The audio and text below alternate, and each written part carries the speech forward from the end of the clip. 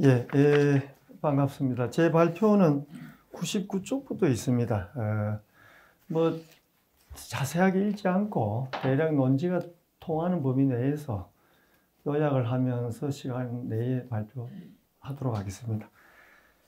예, 그 주제가 왕양명과 퇴용의 심성론, 수행론 비교입니다. 그리고 부제를 제 일부러 좀 붙였습니다. 퇴용의 양명학 논의를 단서로 한 시론이라고 했는데, 시론이라고 일부러 붙인 이유는 제가 뭐 제대로 알지도 못하는 부분이 있을 것 같기도 하고, 또 이번이 또 양명학의 첫 발표, 첫 뭐 연구기도 해서 조금 열어놓고 이야기를 해보자. 그리고 뭐 오류가 있을 수도 있고 하니까 그 점에 좀 겸손하게 좀 접근해보자, 이런 뜻도 있습니다. 어쨌든 뭐 이번 기회에 저도 퇴용에 대한 연구를 좀 본격적으로 해보자 하는 마음다짐도 있습니다. 그리고 또 양명학 쪽에서 보면 양명을 좀 넓히는 계기이기도 하고, 또 퇴용학을 좀 확장시키는 의미도 있다. 뭐 두 가지 면을 다 가지고 있는 것 같습니다. 예, 명나라 사상 명대사 학문, 명대 학문을 대표하면서 또 분위기를 대표하는 양명학, 뭐 심학이라고 하기도 하죠. 그 왕수인과 퇴용, 성철을 비교하는, 근데 여기서는 그냥 뭐 편의상 사상가라고 할 때도 있습니다. 두 분의 심성론, 수행론을 비교합니다. 근데 이게 좀 범위가 넓기 때문에 퇴용이 생각했던, 또 퇴용이 남겨놓은 양명학 논의를 단서로 해서 좀 풀어가보자 하는 것입니다.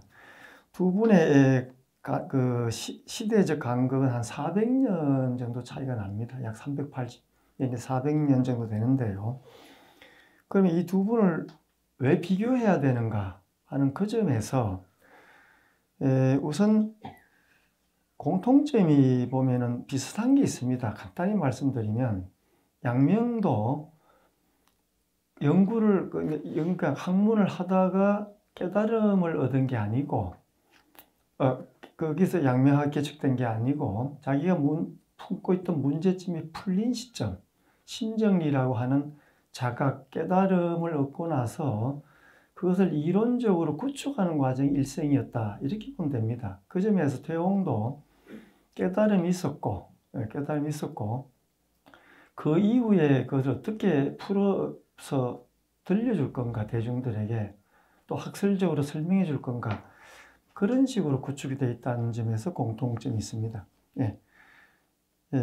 그래서 백쪽에 보시면은 어떻게 보면은 그 두 사상의 내부에 들어있는 그 본성론과 인간관, 또 공부론, 또 수행관이 좀 상통하는 점이 있다고 생각합니다.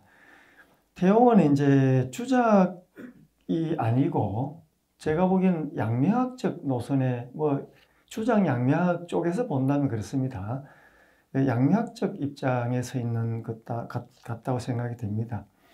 불교의 즉심시불이라는 것과 퇴용이 말하는, 양명이 말하는 심정리라고 하는 것이 좀 상통하고, 또 하나 퇴용은 그 어느 문자적 전통에서 있는, 이거 보통 뭐 리테라시 전통이라 하고 쓰기 전통이죠. 추자는 철저하게 쓰기 전통에서 있습니다. 그걸 미디어를 활용해서 확산시킨 것이 송대의 출판 문화를 통해서 확산시킨 것이 추작이었는데, 양명학은 특이하게도 구술 전통에서 있고, 문자 전통 일단 거부라기도 믿지 않는 입장에 서 있다고 하는 것, 그 점도 퇴용과 어떤 부분에서 좀 일치하는 부분이 있다고 생각합니다.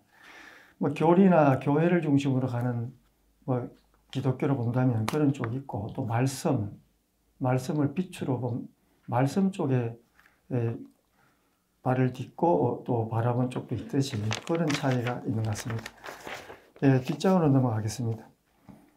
그리고 다음으로 그게 기존의 연구를 제가 좀 살펴보니까 주로 키워드가 도노돈수론과 실천에 대한 것이 핵심이 아니었던가, 성철의 경우에 그런 생각이 듭니다. 다시 말하면은 일종의 아까 조병활 원장님께 말씀하신 결택 심리관 디시플린 같은 게 있고, 또 변별 대행하는 프랙티스, 이런 그 점에서 도노돈수라고 하는 것은 이론이기도 하면서 실천적인 것이기도 한, 그걸 다 안고 있는 문제죠. 그리고 이 점에서는 이 점은 결국은 심성론과 또 수행론에 대한 문제와도 연관이 되면서 상당히 핵심적인 문제라고 생각합니다. 또 양명학에서 도노돈수적인 문제가 아주 전체적으로 횡단하고 있는 주제가 도노돈수의 문제이기도 합니다. 이어서 이제 심성론과 왜 수행론이냐 하는 점인데, 왜 그 점에 포인트가 놓여 있느냐 하는 것인데, 사회 정치론, 정치 철학에서도 마찬가지고, 철학에서도 기본적으로 인간이란 무엇인가를 물어 들어가면 결국 본성의 문제에 부딪히게 됩니다. 그리고 또 본성을 묻는 것은 본성 자체에만 관심이 있는 게 아니고, 그런 인식론적인 그런 존재도 해명에만 있는 것이 아니고, 실천하는 수행이라 할 수도 있고 공부를 할 수 있는데, 그런 점에 연결되어 있기 때문에 오히려 어떻게 인간을 파악해서 어떻게 정치적 장면, 사회적 장면에서 활용할 것인가, 또 정책적으로 뭔가를 펼쳐나갈 것인가. 그런 점에서 인간론이라고 하는 것은 또 심성론이라 하는 것은 수행론과 맞닿아 있는 것이다. 제가 칸트에 대한 이 말씀을 좀 드렸습니다만은, 칸트도 바스칸 이비센에서 나는 무엇을 알 수 있는가 하는 그런 인식론적인 문제, 또 바스졸 이툰에서 나는 무엇을 해야만 하는가, 이런 윤리학적인 문제, 바스달프 이 호펜하는 나는 무엇을 희망해도 좋은가, 이런 종교적인 물음들이 결국에 가서는 바스이스 대멘쉬하는 인간이란 무엇인가 하는 인간학으로 귀결된다고 했는데, 저는 동의를 합니다. 그리고 위대한 사상가는 어떤 사상이든 결국은 인간의 문제, 몸과 마음의 문제를 귀착해서 그걸 토대로 해서 풀어가는 수밖에 없는 것이죠. 유기에서도 보면 소학이라고 하는 것도 보면은 처음에 필롤로기적인 작업을 통해서 결국은 필로소피로 가는 것, 아주 방법과 수단에 대한 논의를 하지만, 궁극적으로는 인간과 세계에 대해서 묻고, 또 나는 누구이며 어떻게 살 것인가, 이 문제로 귀결이 됩니다. 보통 우리가 대학에 삼강년 8조목 하지만, 이런 것도 주자가 이제 소학을 쓴 소학 제사에 보면은 기본 선언적인 이야기를 합니다. 인간의 본성은 선하지 않은 것이 없다. 이런 이야기를 하고, 인간의 본성이 선하다는 것을 실현하고 확대하는 쪽에서 이제 공부론이 지속이 되는 것이죠. 물론 종교도 그 점에서는 궁극적 인간이 죄를 가졌다든가 고통이 있다든가, 그래서 이걸 풀고 바른 상태로 가야 되지 않겠냐 하는 그런 지향점을 다 가지고 있는 것이죠. 그래서 이제 우리가 일반인의 어떤 존재의 구조를 파악하고 신격, 그러니까 성인의 경지로 나간다고 하는 그런 이제 부분에서 한 두 가지로 나눌 수 있는데요. 보통 일반의 인간의 내면이라고 하는 것이 불안한, 그냥 미완의 것인가, 많은 보충이 필요한 것인가, 그 점에서 망이라고, 그럴 때 망이라 할 수도 있고, 악이라 할 수도 있고, 불순이다 할 수 있는데, 여러 개 보는 관점이 있을 수 있고, 아니야, 이미 완성이 되어 있다. 각, 또 선, 좋을 양자. 그렇게 된, 이제 부족하다고 한다면은 반드시 철저한 수련이 필요하죠. 그 다음에 이거는 밖에서부터 주어지는 거예요. 저는 수양할 때 수와 양을 딱 갈라서 봅니다만은, 외부로부터 내부로 부과되는 방식을 수라 그러고, 내부에 있는 것을 발현하는 방식을 양이라고 저는 그렇게 보고 있습니다.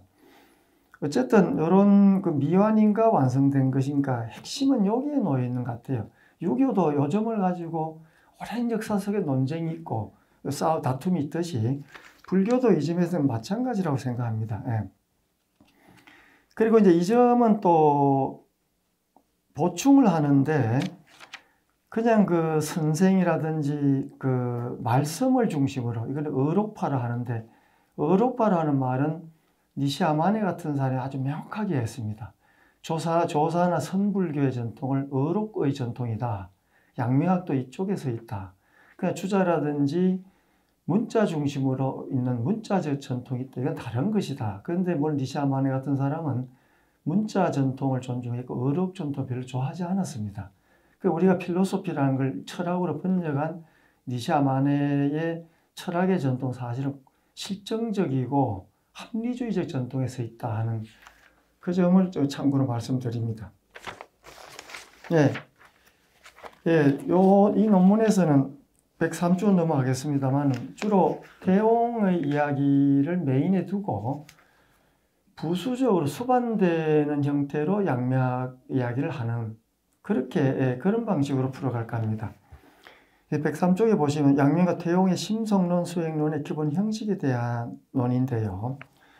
뭐 교육학에서도 이야기하고 철학에도 이야기하는 것입니다만은 이다, 인간이다, 이다에서 존재에서 됨, 자인에서 됨, 졸렘, 당위로 이렇게 가는 방식인데, 이건 종교도 마찬가지고 교육도 마찬가지고 결국은 이다에서 되다로 이행되는 것인데, 이 점에 양명도 마찬가지고 태용도 인간이다는 데서 다워야 된다, 어떻게 된다 쪽으로 이행되는 데서 논의 핵심이 다 놓여 있습니다. 임에서 됨으로 또 수에서 오로, 여기서 이제 이제 도노할 때 돈인데요. 뭐 돈은 보통 몰록, 문득, 단박, 뭐 베르나르 포르는 신속, 절대, 무소위, 또 무매개 여러 의미가 있는데, 윤원철 선생은 신속과 동시적으로 본다, 뭐 그렇게 말하고 있습니다. 뭐 일단 뭐 저도 그렇게 보고 싶습니다. 양명의 경우에도 동시적인 것이다 하는, 뭐 그 점에서 시간적인 의미도 있겠지만 오히려 그 논리적으로 동시적이다 이렇게 보는 게 좋을 것 같습니다. 불교에서는 망념에서 각으로라는 그 불각에서 각이라고 하는 수행의 도식이 있다면은, 유교에서는 기본적으로 기질지성에서 본연지성으로 간다. 이 기질지성에서 본연지성으로 이행되는 게 추작과 양명학에 끄안고 있던 핵심 과제이기도 합니다. 그게 교육학이 있고 철학이 있고, 뭐 왜 인간은 도덕지어야 되는가, 또 어떻게 하면 도덕적으로 되는가, 뭐 이런 논이 다 들어있는 게 기질지성과 본연지성, 불교에서는 불각에서 각으로 이런 형태가 되어 있습니다. 제가 표로 정리를 해 놓은 것인데요. 참고해 주시기 바랍니다. 양명과 태용의 이제 철학 사정 형식의 문제인데, 일부러 제가 간략하게 좀 적었습니다. 양명의 경우는 입각점이 무엇인가 하면 37세 때 북경에서 이제 좌천이 돼서 용장이라고 하는 귀주성, 중국의 운남 가까이 있는 서북단에 있죠. 소수민족들, 그 당시는 한족의 말이 통하지도 않고 이민족의 말만 통하는 뭐 문화의 불모지를 할 정도의 지역인데, 여기 한 2년 몇 개월, 약 3년 가까이 있으면서 오성자족, 내 본성만으로 만족 완전하다. 근데 바깥에 무언가를 가져와서 보충하는 방식은 틀렸다. 내가 지금까지 주작에 입각해서 뭔가를 열심히 경물치질을 하려고 했던 것이 잘못됐다고 하는 자각을 이루고 뛸 듯이 기뻐하는 장면이 있습니다. 여기서 심정리인데 내 마음이 이치다 하는 것인데, 그 다음에 바로 지행하별이 나오고 만물은 하나다, 만물일체, 만가 성인론, 뭐 거리에 흐드러진 게 다 성인이지 성인은 특별한 게 아니다. 예, 시장바닥에 흩어진 게 성인이다. 또 일부러 아이들도 가르치지 마라. 내면에 있는 걸 끌어내서 활성화시키면 되는 것이지.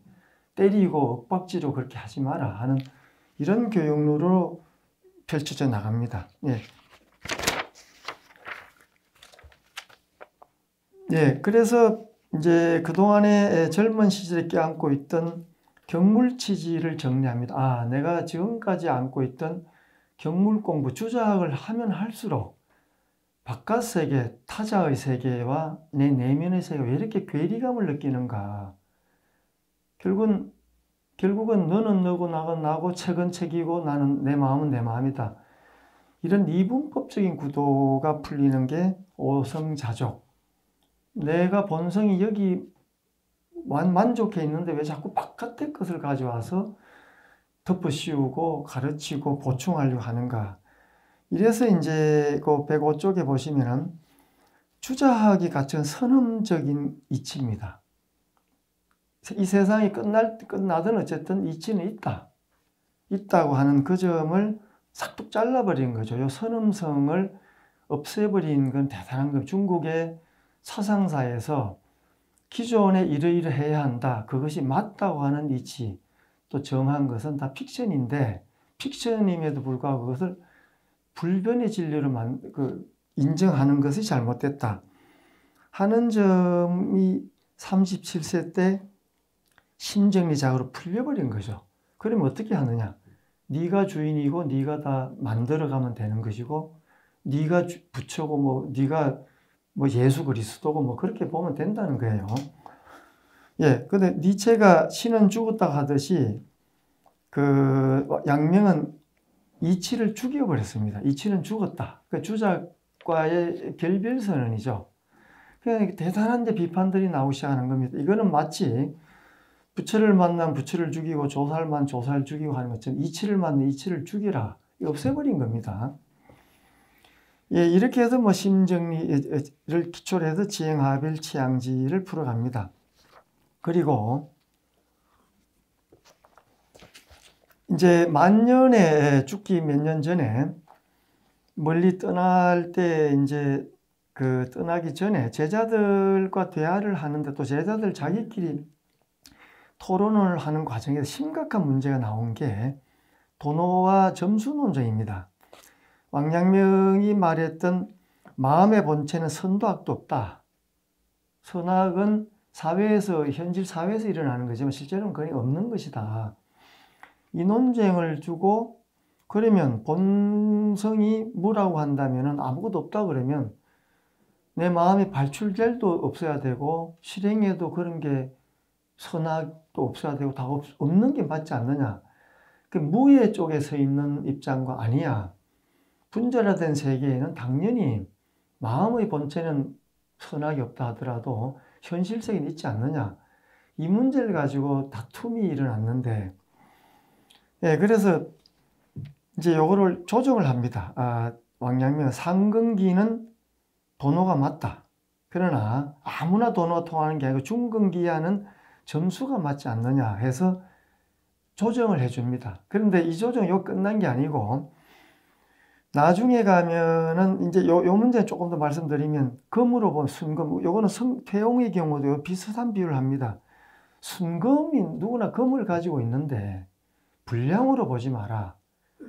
금이라고 하는 것은 작게 가져 있든 많이 가져 있든 순도면에서 동일하다. 그 점에서 존중해야 되는 거지. 요만큼 가진 거나 트럭 몇 대분에 가질 때 그게 문제가 아니고 작든 많든 가지고 있다는 사실이 중요한 것이고 그게 순도의 문제다. 그 점에서는 똑같은 것이다. 대부분 분량을 가지고 그래 기죽이고 하는데 그게 아니다 하는 그 점을 이야기하고요. 그래서 순도면, 요 말을 순도면에서 명확하게 들어가서 그러면 내가 완성된다고 하는데 발을 딛고 이야기를 풀어간 게 진보 쪽입니다. 이거 보통 양면 좌파라고 하는데 여기는 좌파 양면이라 하기도 하고 이 사람들은 자아, 생명, 자연, 결국 자연대로 살면 되는 거야. 무규율, 규율도 필요 없다. 자유, 직관, 요즘 여기에 중점을 두고 풀어가려 합니다. 그런데 이제 중근계 점수 쪽에서 있는 사람들은 이걸 우파라 하는데요.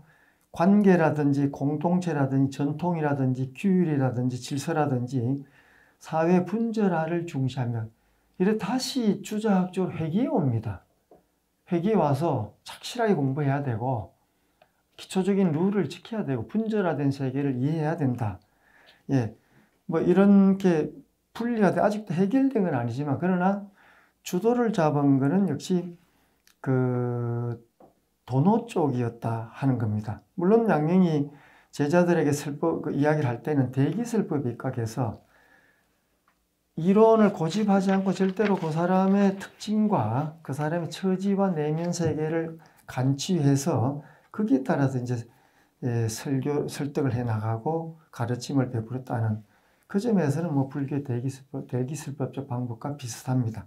107쪽에 보시면 사구교라 하는 건데 그거는 선도 없고 악도 없는 것이 마음의 본체다. 무선무학 심지체. 그 다음에 선도 있고 악도 있는 것이 의지의 움직임이다. 선악이 갈라지는 것은 의지가 마음이 바깥으로 나올 때 사물과 접해 그때 문제되는 것이다. 또 선을 알고 악을 아는 것이 양지다. 우리 누구나 양지를 가지고 있는데 다 알 수 있고 알고 있다는 것입니다. 또 선을 행하고 악을 떨치는 것이 경물이다. 이렇게 이제 공부죠, 경물이라는 것은.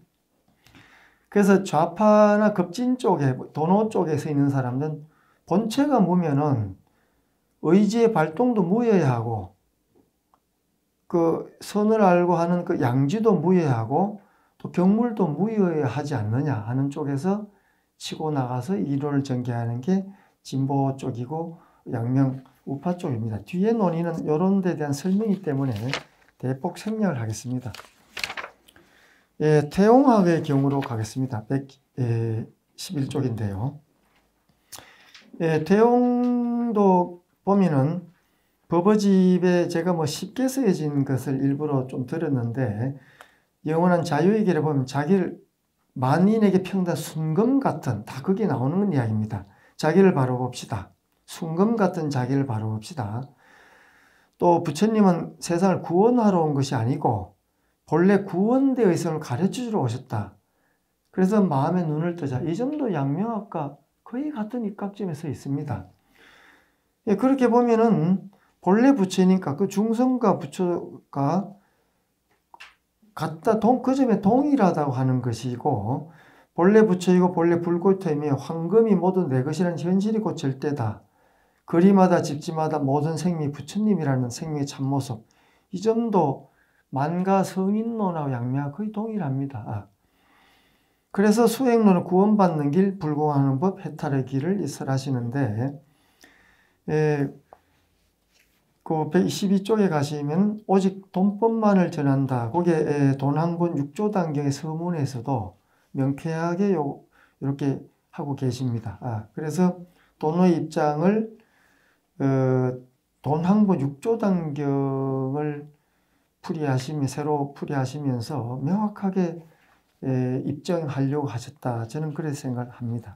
그 뒤에 것도 도노에 대한 것도 생략하도록 하겠습니다. 뒤에 113쪽에 태용과 양명학 쪽으로 바로 넘어가겠습니다. 오늘 뭐 제가 말씀드리려는 핵심은 여기에 있습니다. 태용의 불교관과 유교관인데요. 뭐 불교에 대해서는 자성을 깨쳐 성불하는 종교, 성불의 종교다 하시고 유교와 기독교, 유교도 경전에 의지, 문자에 의지해서 세운 것이다. 기독교도 성경에 의지하여 하는 예수가 하나님 계시에 의해서 성경에 의지하여 세운 것이라 보셨는데 요즘은 아까 앞서서 말씀드린 대로 리테라시 문자 교학의 전통과 뭐 유교로 보면은 주자학도 문자 전통에 서 있습니다. 그런데 불교는 유교, 기독교 달리 스스로의 힘으로 일체 마음법의 자성을 바로 깨쳐 부처가 되었기에 자성의 깨달음에도 출발하고 있다. 요 각이라고 하는데 이 점에서는 왕양명도 오성자족에서 출발했듯이 태용도 당신께서 깨닫고 나서 그것을 논증하는 단계로서 이런저런 가르침들을 베풀었다라고 생각합니다. 인용문을 생략하고요. 114의 그 교화선 방편설과 실담, 분별망상과 지혜의 득상, 이런 이제 말씀을 하시는데 116쪽에 보시면은 뭐 앞에 그 설명을 요약 좀 말씀드리면 태용은 무진장의 지혜 득상을 태양, 빛, 금광맥에 비유하시고 분별망상을 구름에 비유합니다. 분별망상. 그래서 일체 중생이 모두 부처와 같은 절적이고 무한한 능력을 가졌으니 무진장한 대광맥이 가슴 속에 있는 것을 개발 소개한 것이 불교의 가르침이다. 이런 점에서 양명하게도 전섭록에 보면요, 해 구름의 비유가 나오고 또 금의 비유가 나오는데 다시 말하면은 태양같이 훨훨 타는 것, 해를 바라보면 됐지 구름에 너무 집중하지 마라. 태양을 명확히 이해하고 해를 이해하면은, 그러니까 금덩어리를 명확히 보면은 거기에 뭐 불순물이 좀 섞여 있는 그건 수반되고 부수적인 것이 본질적인 게 아니다. 이 문제는 주자학과 비교한다면은 사실은 철저히 그 대립이 되는 점입니다. 주자는 기질지성이 있고 또 깨닫지 못하고 욕망과 경험적 욕망이 있지 않느냐. 그것 때문에 악으로 흘러갈 수 있는 길이 있는데 여기에 철저하게 수행을 해야 된다는 그 경험 구조에 있는 욕망의 문제를 해결해야 된다. 여기에 포인트는 주자는 거기에 놓여 있고요. 양명은 욕망은 오히려 부수적인 것이고 그 태양에 집중해서 그 본체를 명확하게 알면은 그거는 큰 문제 되는 것이 아니다. 이런 관점에 서 있습니다. 117, 118, 117조에 보시면은 그 퇴용의 말씀 중에 진여지의 무한한 빛은 항상 법계를 비추지만 중생은 먹구름 같은 삼세 육추 무명에 가리워 보지 못한다. 구름이 없어지면 푸른 하늘이 드러나 밝을 해를 보는 것 같이 극히 미세한 삼세 망령까지 다 없애면 확실히 깨쳐 진여 본성을 환히 본다. 이 점도 119쪽에 있듯이 양명학의 논점하고 거의 유사합니다. 거의 유사합니다. 119에 보시면은 주자의 성정리론의 그 근간 심성론을 보면은 거기에 120쪽에 제가 도상화로 표현해 놓은 게 있습니다만은 주자의 핵심은 이거입니다. 그러니까 본연지성, 순수하고 맑고 고요한 본연지성 쪽으로 기질의 감정, 우리가 욕망이 들어있는 것을 끌어서 저쪽 본연지성을 이끌고 가려고 하는 코털입니다. 여기에 모든 핵심 철학의 그 기반과 또 주자 교육학과 교육철학, 요게 핵심적인 논의인데, 그러니까 기질지성은 어떻게 보면은 순자의 성학설을 이어받는 부분도 있습니다. 맹자가 주자가 맹자를 들춰내서 그 성선론이라고 보기 쉽지만은 실제로는 깨닫지 못하고 또 욕망이 있다고 하는, 인간은 어차피 그런 걸 가지고 있다고 하는 순자적 논의를 가지고 있다고 하는 점, 그래서 또 성선론이라는 맹자적 논의도 동시에 가지고 있다고 그렇게 생각합니다. 그렇게 보면은 그 주자는 인간은 누구나 기질지성이 있고 욕망을 가지고 악으로 갈 가능성을 다 가지고 있기 때문에 이 부분에 대한 명확한 공부와 수행이 필요하다. 이게 주자학이고, 양명은 본연지성 특성이 있다. 그리고 그 기질적인 것은 수반적이고 부수적인 것이 그게 문제가 되지 않는다. 그 양명학은 선과정에 제가 이겹과 이겹살, 이겹의 구조처럼 된 중간의 선을 양면 없애버렸습니다. 없애버리고 일심으로 봤어. 그냥 하나의 마음에 구름이 있을 때도 있고 없어지면 한 마음인 거지. 마음이 어떻게 이분법적으로 딱 갈라져 있느냐. 각 불각이 따로 있느냐. 같은 마음이 좀 망념이 끼면은 불각인 거고 그게 단박에 또 없어지면 각인 것이지. 그 이론 체계로 봐야 된다는 게 양명이었습니다. 예. 예, 112쪽으로 가겠습니다. 예, 적심시불과 심정리인데요. 태용의 말씀의 적심시불은 양명으로 말하면 심정리인데 많은 말씀을 하지만은 그 112쪽에 보시면 양명이 말하는 그 양지는 설명되는 것이 아니라 문제는 자가체인된다고 양미 이야기하는 태용도 같은 말씀 하세요. 각자가 그걸 체인해서 가야 되지 문자적으로 이렇게 접근할 수 있는 게 아니다. 양명도 같은 이야기를 계속 하는데 그 123쪽에 보시면은 그 양명은 내가 말한 내가 깨달은 양지설은 나라는 인간이 많은 죽을 고비의 난관을 통해 내가 얻은 것이기 때문에 그래 어쩔 수 없이 한마디로 양지라고 이야기했는데 제자들 보고 너희들은 그걸 광경, 네가 깨닫지도 못한 것을 입으로 쫑알쫑알 짓거리고 문자로만 이야기하지 말아라. 내가 그럴까 싶어서 두렵다. 뭐 이런 이야기를 하는데 근데 양명은 어쨌든 자기가 바라본 견지는 고금과 성우를 막느라 동일한 것이었고 마음속에 있는 양지, 불교는 불성입니다. 그리고 이 양지를 실현한다. 그 불성을 불교는 불성을 실현한다. 이 세 글자는 성문의 정법 안장이다. 이렇게 이야기합니다. 그리고 천고 성성상전, 오랜 옛날부터 성인과 성인을 통해 전해오는 거라 이야기했습니다. 전해오는 것이다. 정해오는 적골혈이라고 이렇게 표현했습니다. 그래서 양지는 인간 만사의 표준인데 그것이 우리 표준이 내 마음속에 있다. 예. 그래서 어디에 외부로부터 구걸할 필요가 전혀 없는 것이다. 거지처럼 손을 벌리고 문자를 빌어와서 그렇게 할 필요가 없는데 왜 그렇게 거지 노릇하고 다니냐. 그 태용도 마찬가지로 내 마음속의 광맥은 참으로 갚을 수 없는 보배인데 여기에 주목하라. 그런 말씀을 쭉 하시면서 내 마음속의 광맥은 124쪽입니다. 참으로 갚을 수 없는 보배인데 예. 그런데 그런 관점에 보면은 이제 삼천배를 강조하셨죠. 신심이 나게 하려고. 그 심심이 나면은 참선한 화두 꽃갱이를 여러 꽃갱이를 얻어서 서울도 가고 부산도 가고 또 대전도 가듯이 이런 광맥을 각자가 캐는 것이다. 예. 핵심은 적심시불이라는 깨침이 중요한 것이다. 예. 예, 이런 말씀을 하셨죠. 그 양명도 그 124쪽에 보면은 너희들 공부를 그냥 흐리멍텅하면 안 된다.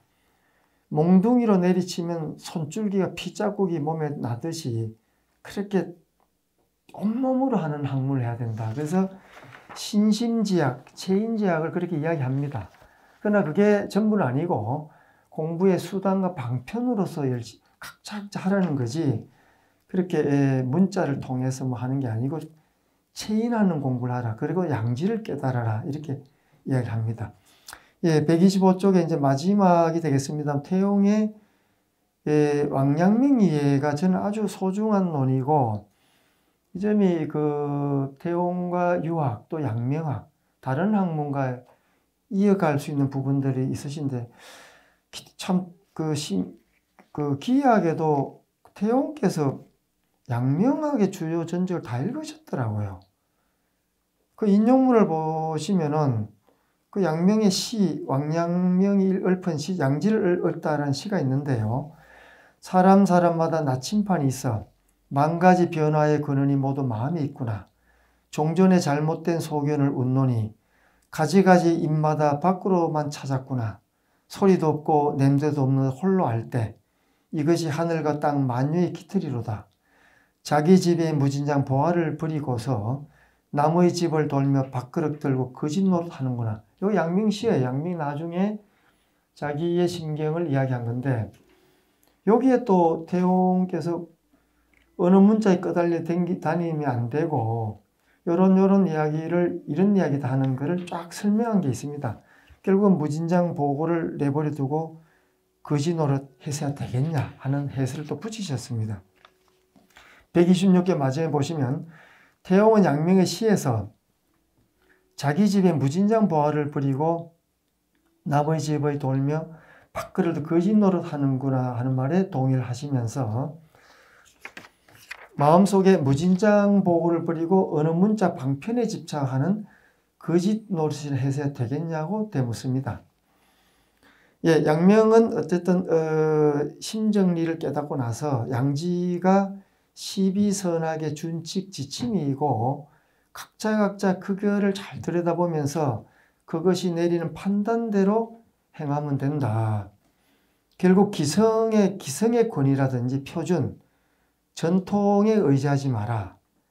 나라는 주체, 그거는 다 나라는 주체의 흔적이고 발자국이고 그림자에 불과하다. 그래서 무성현의 전적도 모든 전적과 권위도 내 마음의 그림자에 불과하다. 양지가 곧 서성이다. 천성계 과영, 오성내 오사 이렇게 단정합니다. 그래서 결국은 사서오경, 불교로 말하는 팔만대장경 경전이겠죠.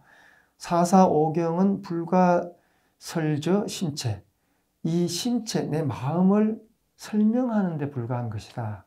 그 설명하는 그걸 스토리텔링 하는데 경전이 필요했던 거지. 결국은 그렇게 말을 하고 양명은 경전은 내 마음을 기록한 목록이나 리스트에 불과한 것이다. 예, 그래서 육경은 다 역사적인 책들이지 검과 옥조로 발뜨지 마라. 딱 끄달리지 마라 해서 이것까지도 논란이 많이 됩니다. 주자학자들이 비판을 많이 합니다. 어떻게 경전을 다 쳐내고 저놈은 사문 난적이네. 당연히 그런 이야기를 듣겠죠. 예. 물론 이런 말들은 육상산이 한 육경계아 각 주각 육경은 모두 내 마음의 각주에 불과하시다 한 것이 이런 말을 이어봤습니다. 이런 전통이 이제 아까 말씀드린 의록파의 전통이죠.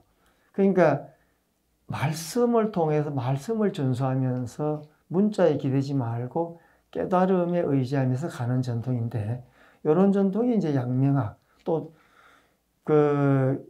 도가 전통, 장자의 전통이 다 연맥이 닿는 겁니다. 예. 예, 뒤에 나오는 말 이제 마무리를 몇 마디 하면서 꼭에 제가 강조한 걸 중심으로 이렇게 요약이 나오겠습니다. 러프하고 터프하게 제가 발표를 했습니다만은 이제 앞으로 부족한 건 제가 메워가려고 생각하고 있고 나오는 말에 제가 사족을 좀 붙였습니다. 첫째, 태용과 양명은 돈수적 깨달음이 먼저 있었고 그것을 생애 동안에 철학 사상적으로 이론화 체계화하는 방식을 택했다 하는 점에서 동일하다. 산봉 정상에 미리 서보셨고 그래서 이렇게 내려오면서 실천하고 수행하고 하는 그런 방식을 스토리텔링 하는 식으로 해놓았다 하는 겁니다. 그 다음에 두 번째, 양명과 태용은 인간의 본성은 선하다. 완전 무결하다. 더 이상 어느 문자라고 하는 외부적인 것을 가져도 보충할 필요가 없다는 성선론의 정점에 서 있다. 그런 점에서 일치한다고 생각합니다.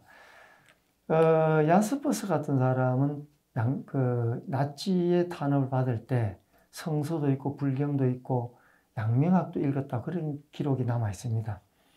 그런데 성선론의 끝자락에 있는 게 양명학이 아니었냐. 그 이후에는 고정학의 전통이 나오지만 그 성선론을 끝자락에 이야기해 주면 양명학이었다.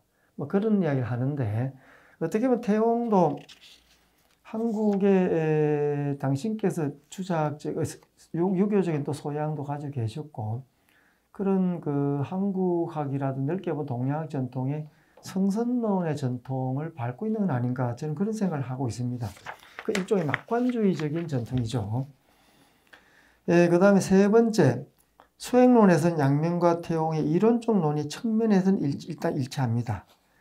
그러나 실제 현실적 차원의 대응에서 양명은 수행마저 방편한 자연주의, 자유주의 길을 열었는데 요즘엔 요 부분 좀 앞으로 제가 연구를 더 할 생각을 하고 일단은 조금 던져 놓습니다.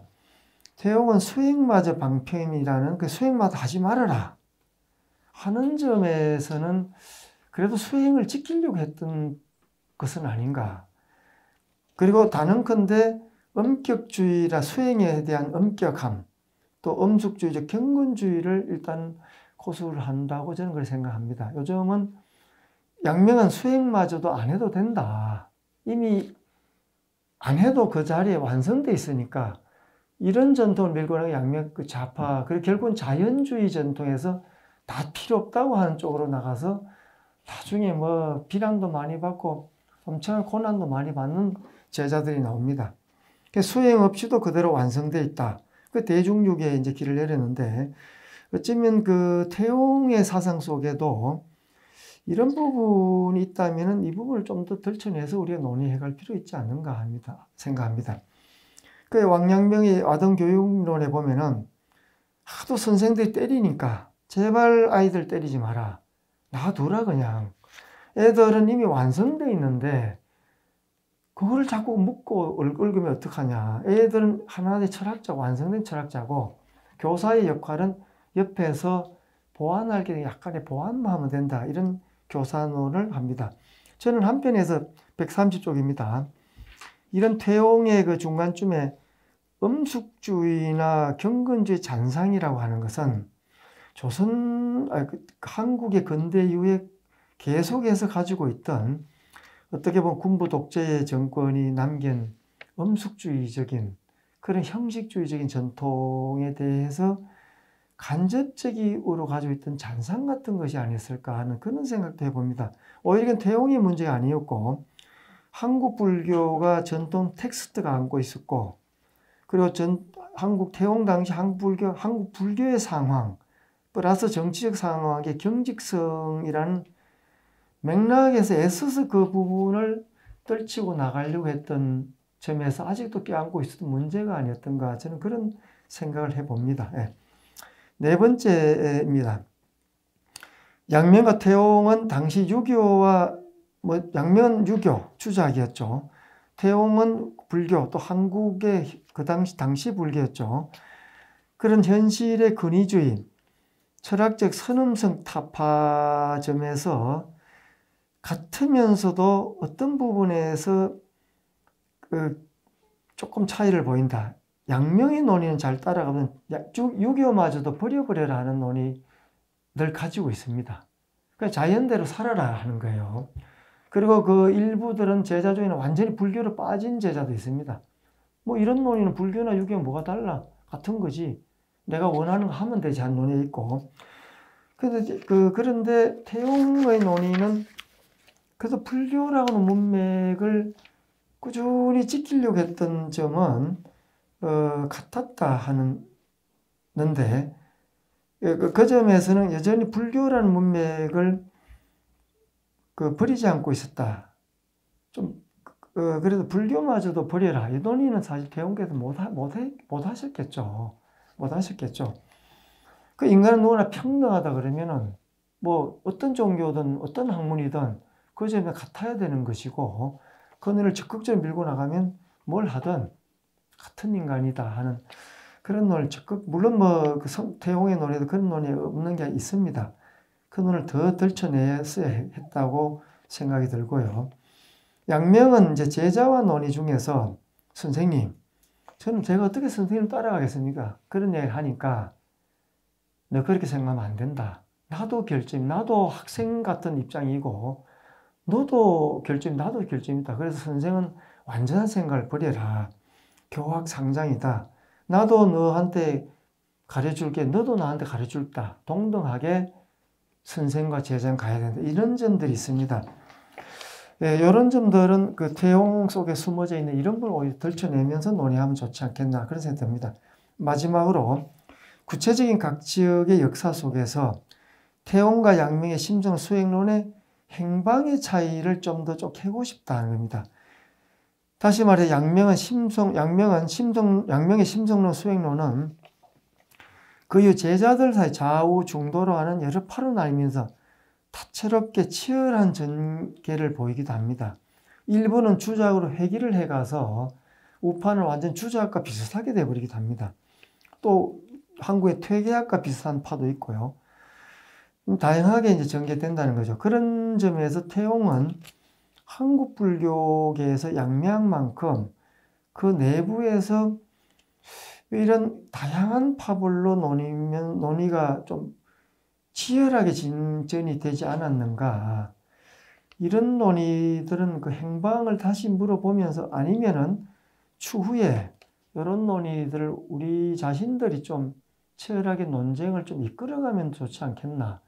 이거는 태용께서 남기신 과제를 우리가 오히려 아까 양명학 좌우파가 있듯이 우리가 돈수에 대한 논의를 좀 더 끌어가면서 이론 정립을 해가면 되지 않겠나. 그러면 바라건대 진울과 태용 관계를 어떻게 바라봐야 되는가 하는 점처럼 양명과 주자를 어떻게 바라봐야 하는 문제처럼 같은 맥락에서 좀 논의가 되면 좋겠다. 그런 말씀을 남기면서 마치도록 하겠습니다. 네, 이상입니다.